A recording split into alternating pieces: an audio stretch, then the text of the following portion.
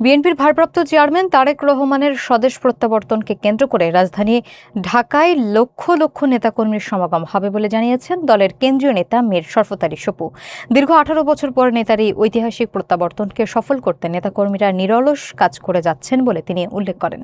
শনিবার দুপুরে মুন্সিগঞ্জের শ্রীনগরে আয়োজিত এক প্রস্তুতি সভা এবং দোয়া মাহফিলে তিনি এসব কথা বলেন। খাদিজা আক্তারের প্রতিবেদনে থাকছে বিস্তারিত।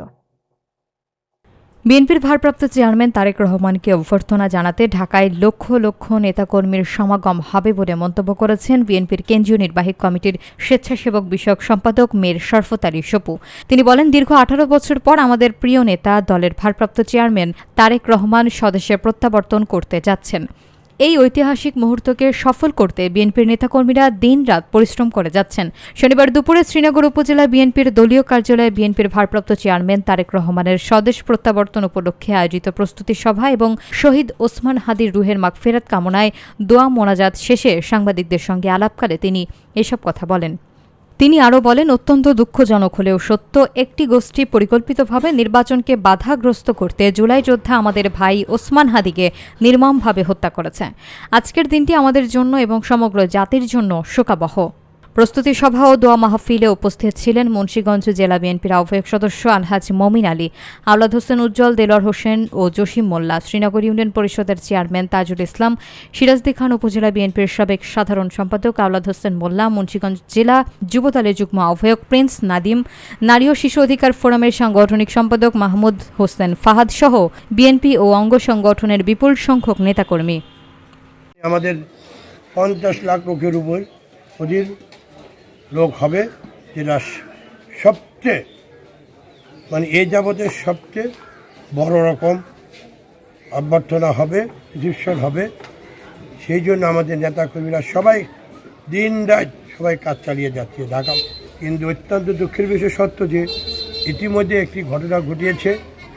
আজকে নির্বাচনকে বাধাগ্রস্ত করার জন্য আমাদের ভাই জুলাই যোদ্ধা হাদিকে নির্মমভাবে হত্যা করা হয়েছে, সে শহীদ হয়েছে। এটা আমাদের জাতির জন্য, আমাদের জন্য, সবার জন্য এটা দুঃখের দিন।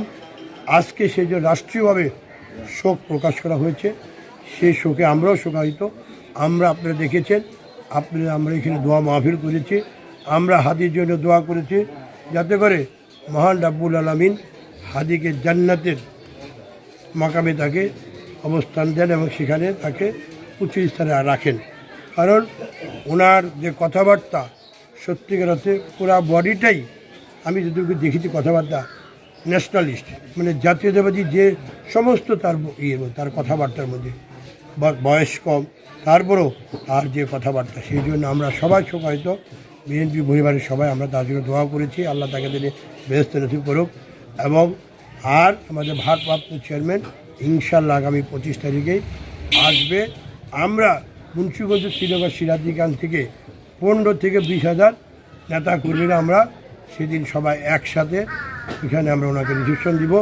সবাই ব্যানার থাকবে, প্লেকার্ড থাকবে, সবাই আমরা সেখানে দিব, যাতে করে ঐতিহাসিক মুন্সিগঞ্জের সিরাজদি খানে কখনো এত বড় রিসেপশন হয়নি।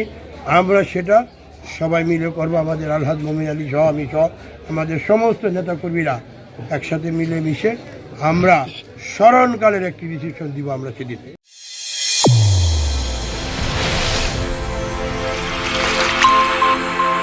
চ্যানেল A1 হৃদয় রেসপন্স।